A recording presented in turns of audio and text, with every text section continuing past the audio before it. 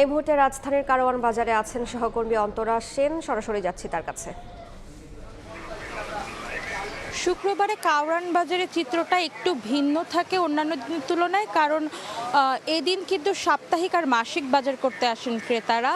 আর যেহেতু এখানে পাইকারি মার্কেট, সেখানে তাই তারা একটু কমে পণ্য কেনার আশা থাকে ক্রেতাদের, তবে সে আশা কিন্তু ভেঙে যায় যখন এসে দেখেন যে কোনো জিনিসের দাম বেড়েছে কিংবা কোনো পণ্যের সংকট, তখন তাদের হিসাব কিন্তু একটু গরমিল হয়ে যায়। তেমনই আজ ক্রেতাদের হিসাব গরমিল করে দিয়েছে কিন্তু ভোজ্য তেলের বাজার নিয়ে বেশ অসন্তোষ দেখা দিয়েছে ক্রেতা বিক্রেতা উভয়ের মধ্যেই।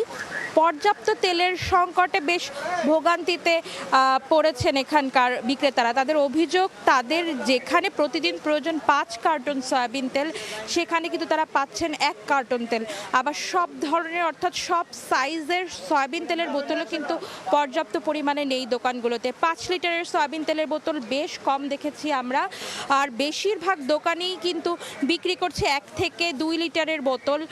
বিক্রেতারাও কিন্তু বলছেন যে 5 লিটারের তেলের বোতল কিন্তু তারা কম পাচ্ছেন। ডিলাররাও কিন্তু একই কথা বলেছেন আমাদের, সব কোম্পানি কিন্তু পর্যাপ্ত পরিমাণে তেল তাদের সরবরাহ করছে না। এই কারণে কিন্তু তারা বিক্রেতা পর্যায়ে কিন্তু সেই রকমের সরবরাহ করতে পারছে না বোতলজাত সয়াবিন তেল। 5 লিটারের সয়াবিন তেলের বোতলের সংকট রয়েছে বাজারে। এতে তারাও যেরকম ভোক্তাকে সঠিকভাবে তেল দিতে পারছে না, এর জন্য কিন্তু ভোক্তাও বেশ অসন্তোষ প্রকাশ করেছে, বেশ ক্ষোভ জানিয়েছে যে এরকমভাবে জিম্মি করে যদি সংকট তৈরি করা হয়, এটাকে তারা কৃত্রিম সংকট বলছে। যে এই কারণে তাদের দাম বাড়ানোর একটা শঙ্কা দেখা দিয়েছে ক্রেতাদের মনে, যে এই সংকটকে সামনে রেখে যদি দাম বাড়ানো হয়, তবে এই দাম বাড়ানোর প্রভাব কিন্তু পড়বে তাদের জনজীবনে। আর তারা যখন শুধু তেল কিনতেই আসছে তা কিন্তু না, তেলের সাথে সাথে কিন্তু তাদের অন্য আনুষঙ্গিক জিনিস কিনতেও কিন্তু তাদের বাধ্য করা হচ্ছে।